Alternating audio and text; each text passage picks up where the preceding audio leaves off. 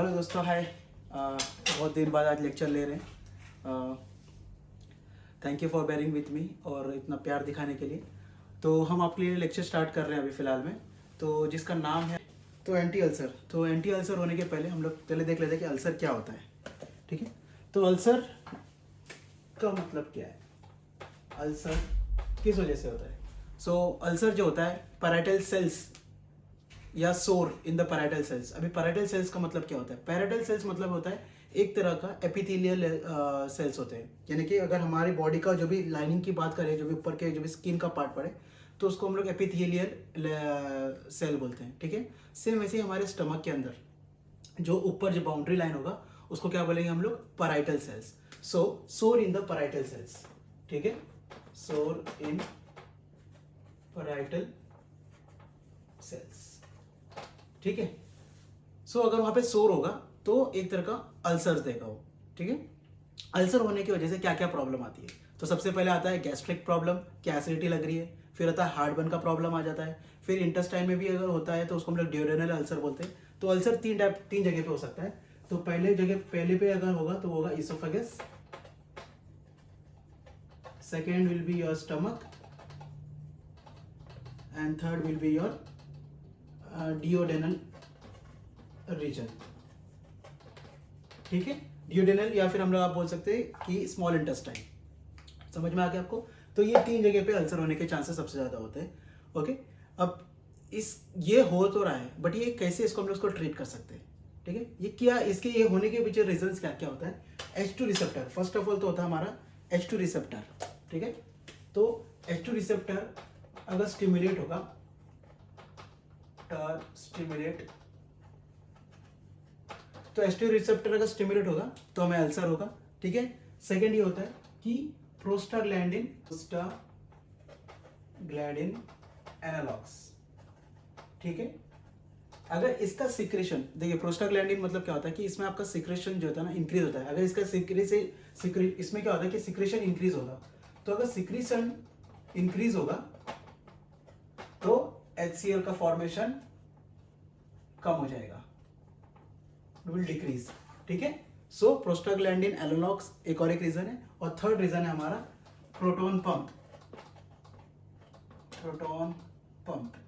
ठीक है, जिसमें हाइड्रोजन पोटेशियम एटीपेस, ये इसकी वजह से यहां पर होगा। ओके, समझ में आ गया? तो H2 रिसेप्टर के स्टिमुलेशन की वजह से क्या हो जाएगा? आपका HCl का सिक्रेशन इंक्रीज हो जाएगा। अब हम लोग क्या करेंगे? तो ये तीन रीजंस हैं जिसकी वजह से हमें अल्सर हो सकता है। दैट मीन्स हमको इसके ऊपर ही काम करना है। ठीक है, तो आपका क्लासिफिकेशन भी इसके ऊपर ही डेवलप होगा। तो सबसे पहला होगा आपका H2 receptor antagonist. Okay, second होगा आपका प्रोस्टाग्लैंडिन एनालॉग्स, बट यहां पे एज ए एंटागोनिस्ट काम करेगा, सॉरी एगोनिस्ट काम करेगा। ओके, वेरिस इधर पे और इधर पे ये काम करेगा आपके एज ए एंटागोनिस्ट। पीपी हम लोग यहीं पे लिख लेते हैं। ये फर्स्ट, सेकंड और ये थर्ड। ये थर्ड में क्या रहेगा? Proton pump inhibitor. ये तो आपको पता ही होगा, शॉर्ट में इसको हम लोग PPI भी बोलते हैं, या फिर इसको हम लोग बोलते हैं hydrogen potassium ATPase inhibitor. Okay, ठीक है, समझ में आ गया आपको? अब H2 रिसेप्टर का एग्जांपल्स क्या क्या है? तो सबसे पहला तो है रैनिडिडिन, सेकंड आएगा आपका सिमेटिडिन,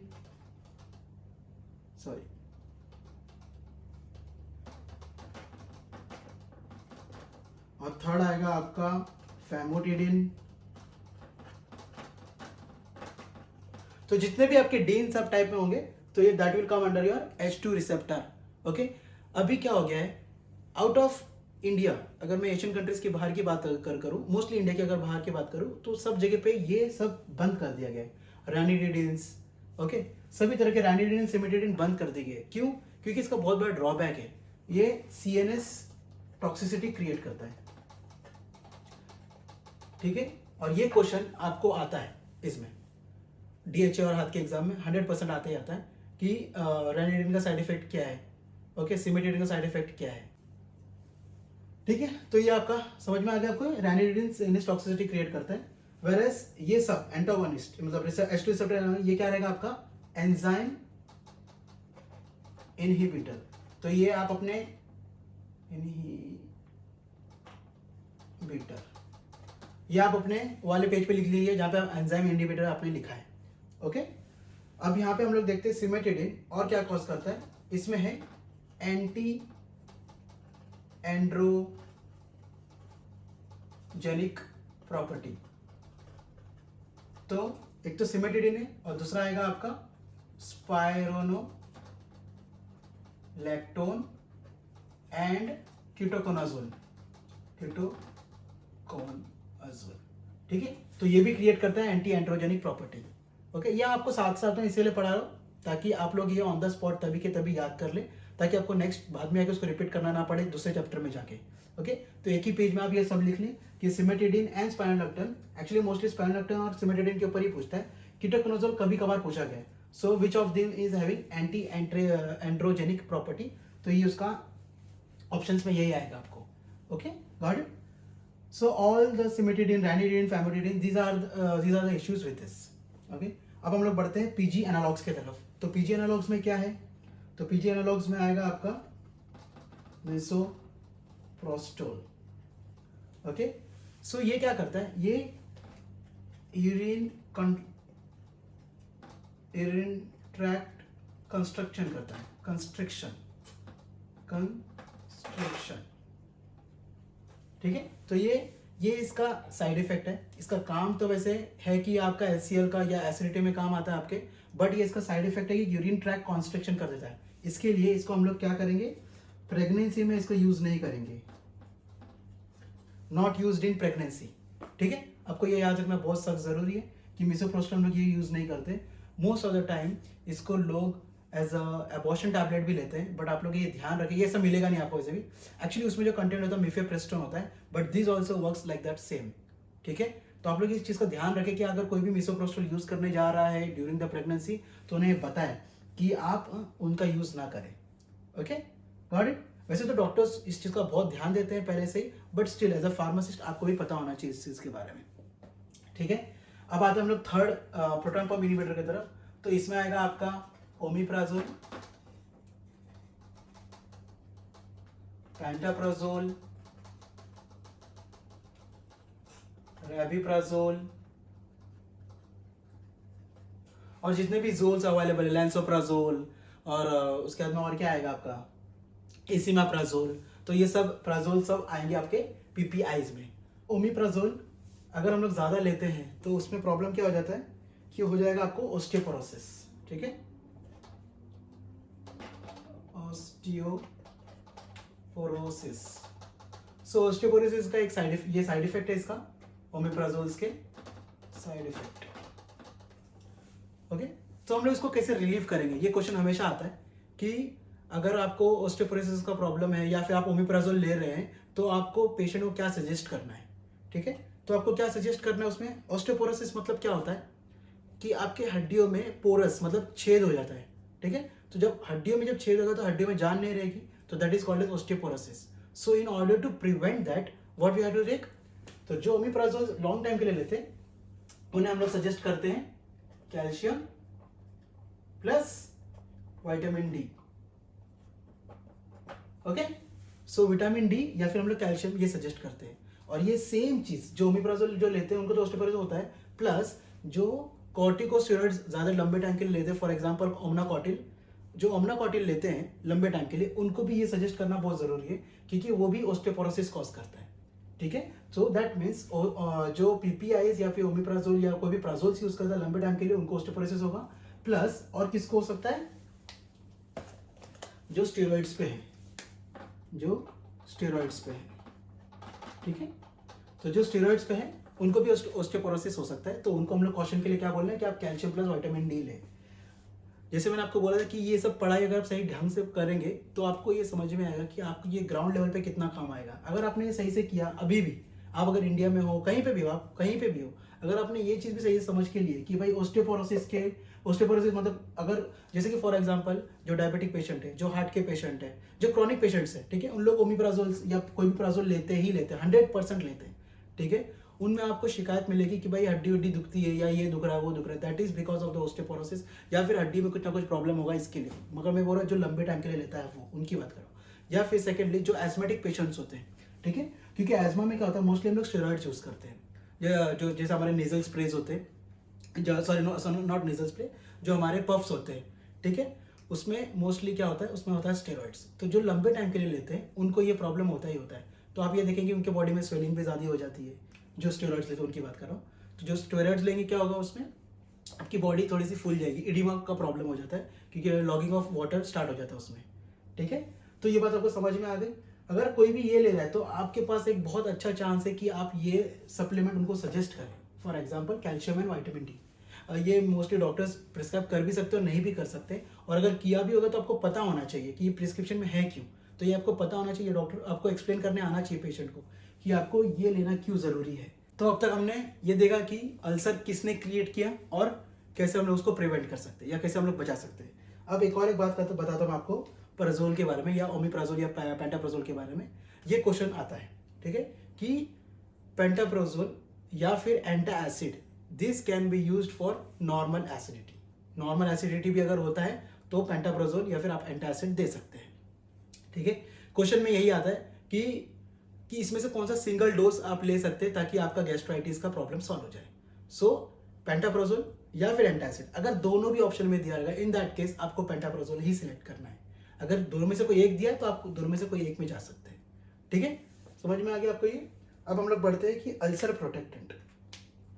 अब अल्सर प्रोटेक्टेंट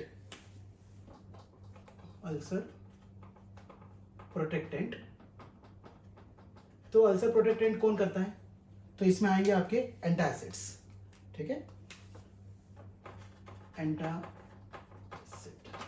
एंटासिड में आपका फर्दर दो पार्ट है।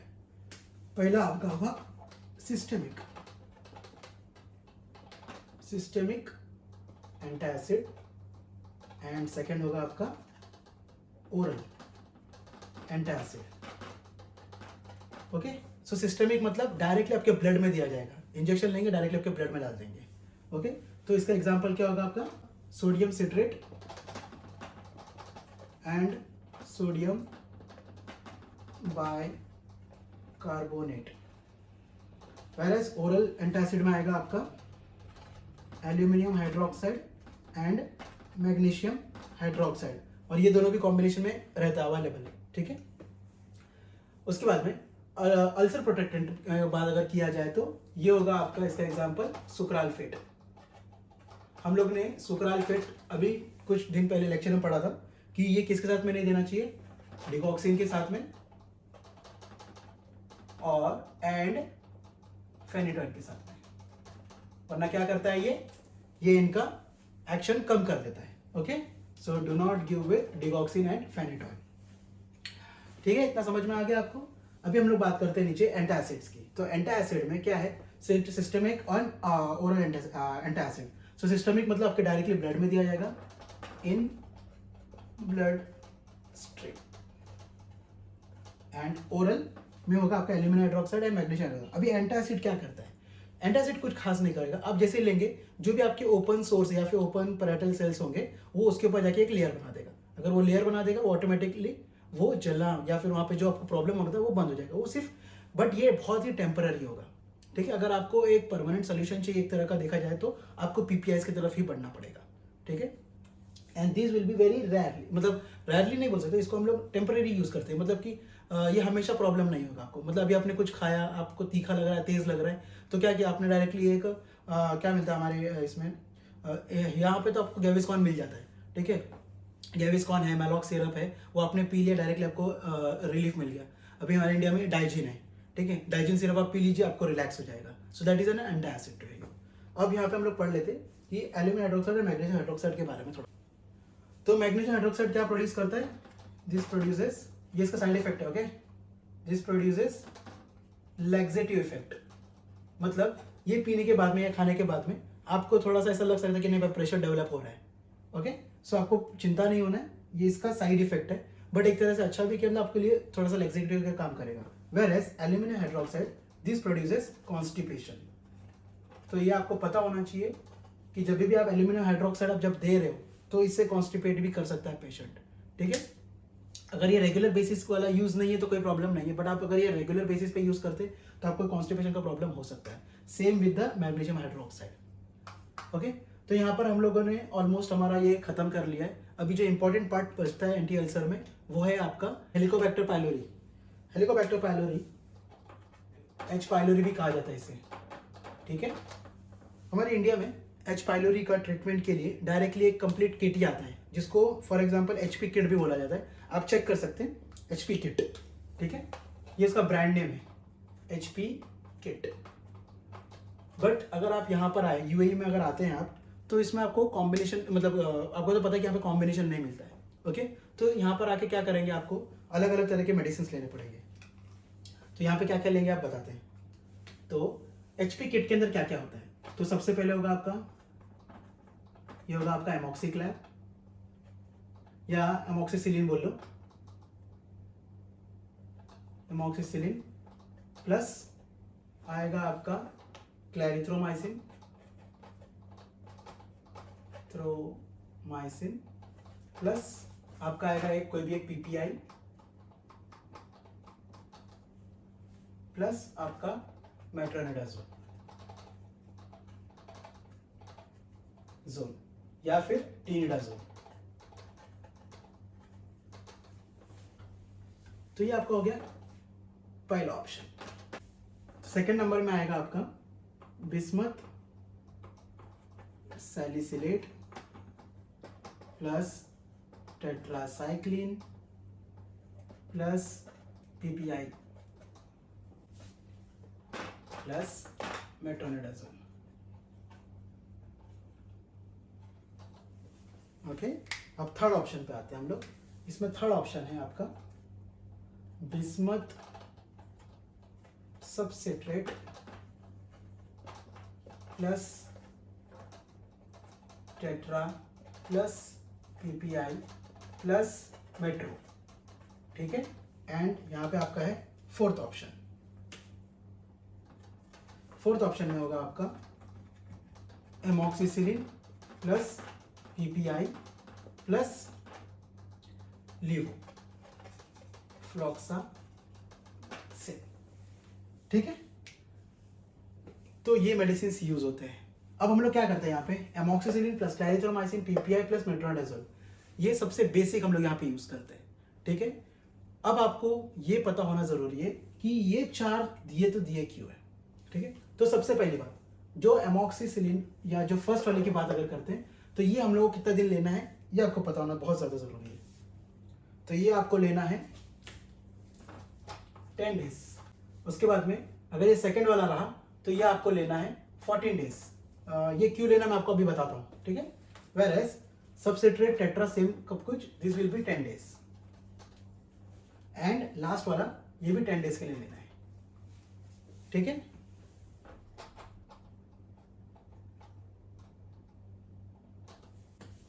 अब